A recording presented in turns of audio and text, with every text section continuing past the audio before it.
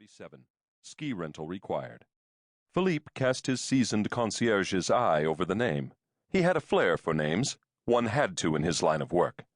Alex. Short for Alexander, he reckoned. Or was it Alexander? Or Alexei?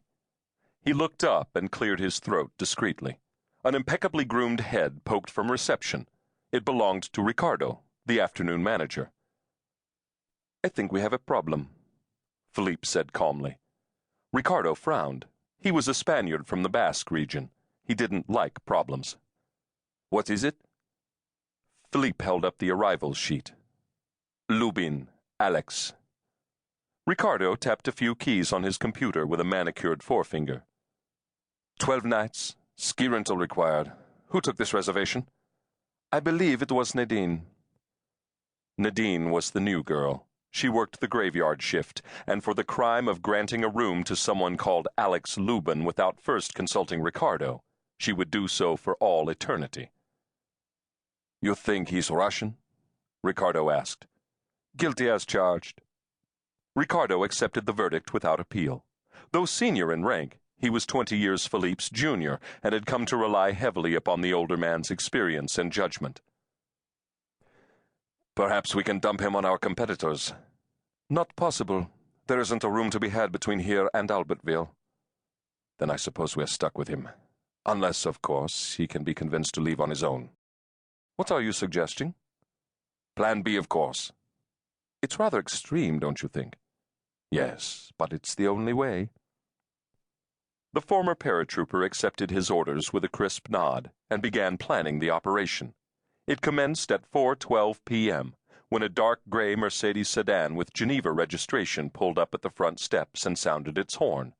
Philippe remained at his pulpit for a full 2 minutes before donning his greatcoat at considerable leisure and heading slowly outside. By now, the unwanted Monsieur Alex Lubin, 12 nights, ski rental required, had left his car and was standing angrily next to the open trunk. He had a face full of sharp angles and pale blonde hair arranged carefully over a broad pate. His narrow eyes were cast downward into the trunk, toward a pair of large nylon suitcases. The concierge frowned at the bags as if he had never seen such objects before, then greeted the guest with a glacial warmth. "May I help you, monsieur?" The question had been posed in English. The response came in the same language, with a distinct Slavic accent. "I'm checking into the hotel." "Really? I wasn't told about any pending arrivals this afternoon. I'm sure it was just a slip-up. Why don't you have a word with my colleague at reception? I'm confident he'll be able to rectify the situation." Lubin murmured something under his breath and tramped up the steep steps. Philippe took hold of the first bag and nearly ruptured a disc trying to hoist it out. He's a Russian anvil salesman, and he's brought along a case filled with samples. By the time he had managed to heave the bags into the lobby, Lubin was slowly reciting his confirmation number to a perplexed-looking Ricardo, who, try as he might, had been unable to locate the reservation in question. The problem was finally resolved. "A small mistake by one of our staff, Monsieur Lubin. I'll be certain to have a word with her." Only to be followed by another. Due to an oversight by the housekeeping staff, the room was not yet ready. "It will just be a few moments," Ricardo said in his most silken voice. "My colleague will place your bags in the storage room. Allow me to show you to our lounge bar. There will be no charge for your drinks, of course." There would be a charge, a rather bloated one in fact, but Ricardo planned to spring that little surprise when Monsieur Lubin's defenses were at their weakest.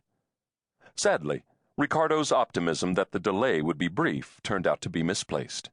Indeed, 90 additional minutes would elapse before Lubin was shown, sans baggage, to his room. In accordance with Plan B, there was no bathrobe for trips to the wellness center, no vodka in the minibar, and no remote for the television. The bedside alarm clock had been set for 4:15 a.m. The heater was roaring. Philippe covertly removed the last bar of soap from the bathroom, then, after being offered no gratuity, slipped out the door, with a promise that the bags would be delivered in short order. Ricardo was waiting for him as he came off the lift. "How many vodkas did he drink in the bar?" 7, said Ricardo. The concierge put his teeth together and hissed contemptuously. Only a Russian could drink